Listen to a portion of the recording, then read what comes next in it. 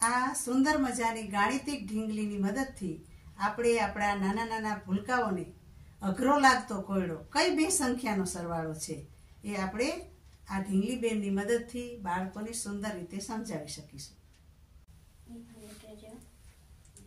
તો આ 5 છે નહીં 5 છે, આ 5 લખોટી છે તો એ કઈ બે સંખ્યાનો સરવાળો છે આપણે ઢીંગલીની મદદથી જોઈ લઈએ.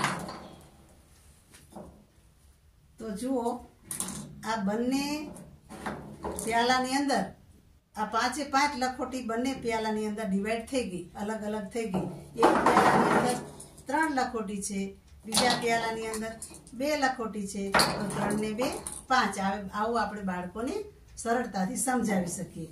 તો આવી રીતે 6 લખોટી નાખીને, 7 લખોટી નાખીને, 8 લખોટી ઢીંગલીને આપીને સરળતાથી બાળકોને કઈ બે સંખ્યાનો સરવાળો છે એ સમજાવી શકાય.